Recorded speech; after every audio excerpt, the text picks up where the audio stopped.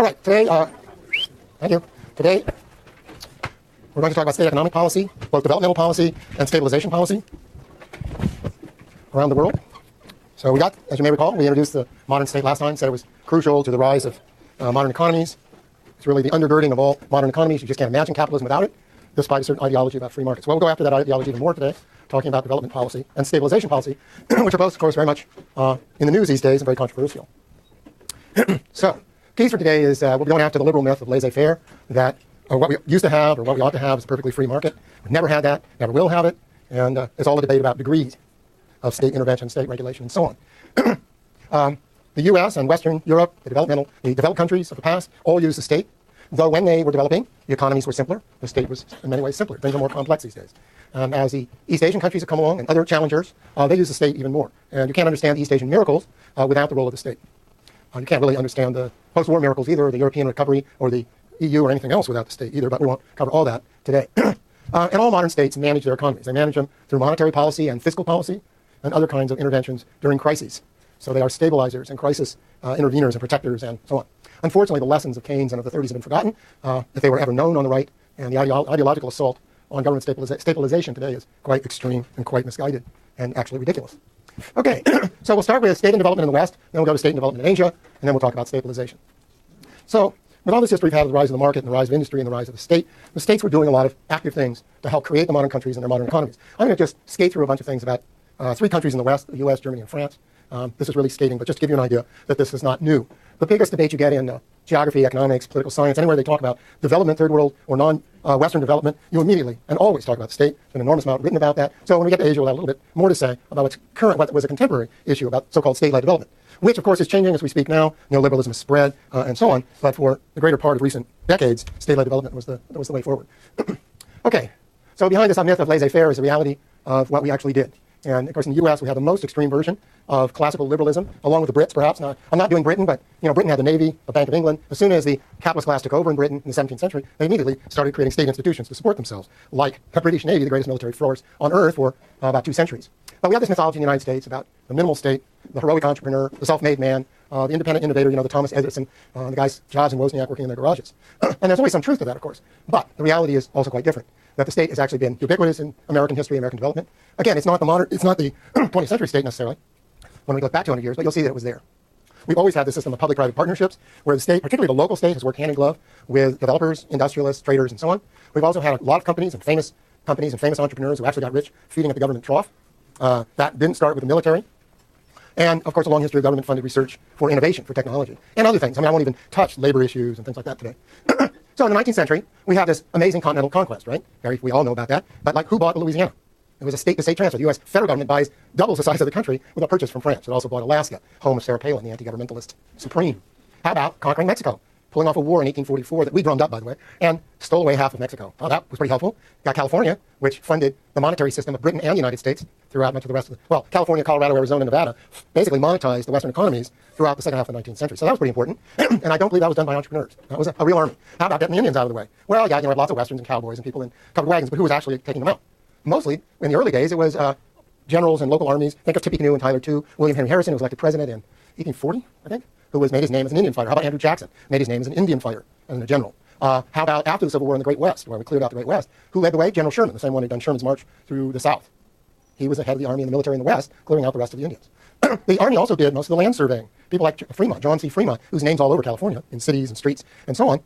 Fremont came west in the 1840s with a military detachment to survey these new lands that we'd taken from Mexico, even before we'd actually taken them from Mexico. In fact, he helped lead the Bear Flag Rebellion in 1846. We then privatized the continent. After we bought this land or took this land, we then privatized it. A massive effort of putting it in the hands, turning it into private property. This took the Northwest Ordinance, the first law ever passed by the new Congress after the Constitution, which was the survey. If you ever go up in an airplane over Middle America, you see that everything's cut into 1 mile square grid. That's the Congress's first act. So you think that wasn't important? I think so. And then they had a land office, and then they had all kinds of land laws to give away the land, and so on. The most, of course, egregious giveaway was the railroad, which I'll come to. How about the land grant colleges? The modern university starts in Germany, but we, at about the same time, have this amazing system of public land grant colleges, mostly in support of agriculture, put in place during the Civil War. Then, of course, infrastructure, the canals, which were built mostly by states. The Erie Canals, built by the state of New York. The Ohio Canal System, the Trans-Pennsylvania Canal, Mississippi. And a lot of these states went bankrupt in the Great Depression of the early 1840s because they'd taken on so much debt building canals. But canals are the first great system for moving things around and for national development before 1850, really before the Civil War. The railroads. The railroads, of course, the famous land grants. New book that if you're interested in this, you should read Richard White, one of our best historians, now down at Stanford, has written a new book called Railroaded, about the whole, basically, the role of the railroads, the politics of the railroads. Take the Transcontinental Railroad that is headquartered, the western end, comes to Southern Pacific, Central Pacific, Southern Pacific, and San Francisco, the big four who helped build up San Francisco. How did they make their money? Well, it wasn't on railroading, and for the first 20 years, 15 years, it was gigantic federal grants to build the railroad over the mountains. They got rich simply on federal money. And then we also had manufacturing policy, tariff policy. All early manufacturers, the U.S. Industrial Revolution in the North was protected by tariffs. And of course, one of the things the North and the South fought over is the South didn't want tariffs, and the North did. That was a major source of antagonism leading to the Civil War, much more important than slavery up until the war itself. The Commerce Clause of the Constitution. No laws to abridge interstate commerce. Turning the U.S. into the world's greatest unified market instantly. No place. What do you think the EU is about? The EU, after World War II, 150 years later, is trying to build up a market as big as the U.S. That's a huge advantage. And Paul Romer, the guy who invented new growth theory in economics, actually has this one article saying, why did the U.S. develop so fast and so well? And his argument boils down to, we had economies of scale because we had the biggest market in the world. Now, I don't think that's adequate, but I do think it's telling. Okay, how about armories?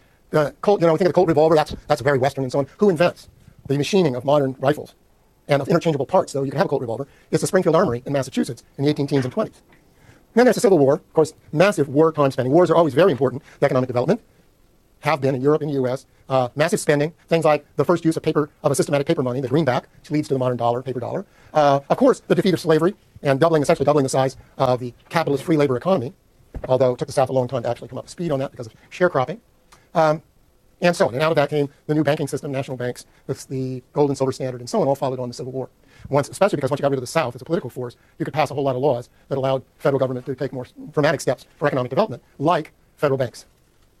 I just have to throw this in because I'm a California freak. They open the public domain to mining. California prospectors invent the modern law of mining, which then Congress adopts and makes into the law of the U.S., which, by the way, has been imitated all over the world, which is a whole law of claims. You stake a claim on public land, and then the government gives it to you as long as you work it. How about the 20th century? Well, in the progressive era, we still don't have a big federal government the way we think of today, but what the progressives did is really increase the scale of local government. And they start using local governments to build infrastructure for city building. As American cities start to explode in size, they do things like parks, they do things like sewers. That's a picture of the Muni Twin Peaks Tunnel, the longest municipal railway tunnel in the world to this day. And what comes of it, within 10 years, all of the west side of Twin Peaks is housing developments. And it was built, the city of San Francisco started taxing and putting out bonds to build the Muni, to build Hetch Hetchy, and to build sewers and sidewalks and everything to allow the city of San Francisco to expand. And all other cities did that at that time. The Federal Reserve Bank, there's a major state intervention, is passed during the progressive era. Ag extension to help the farmers become ever more productive, as they did in the 20th century.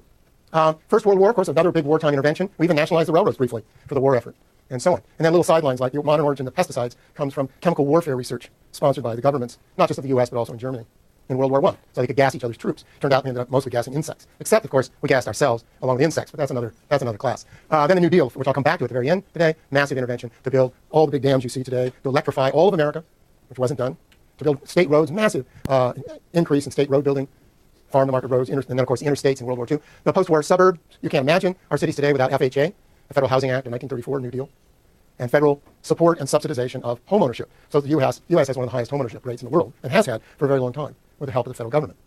How about after World War II?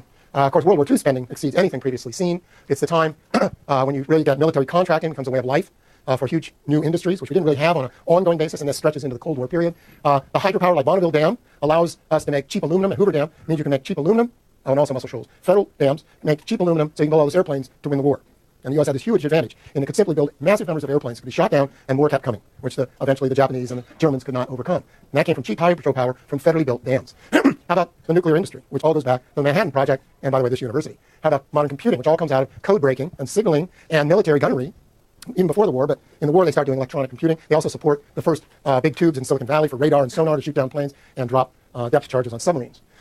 Cold War, of course, you can't explain the growth of modern California without the fact that we got a fifth of all military contracts during the Cold War. Federal research grants. How much of the UC budget comes from federal research grants? It's well over half. What is going to all those big labs you see everywhere in this building and around are funded almost entirely by federal research grants. That goes back to the invention of NSF during World War II.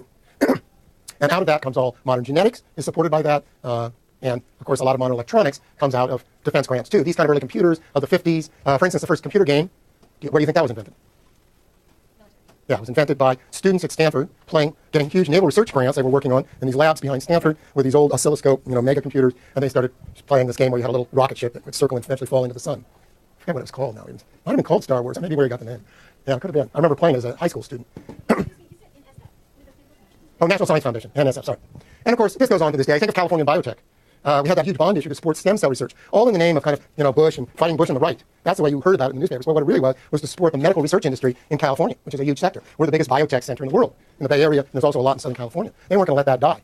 So California has done major support of biotech to this day.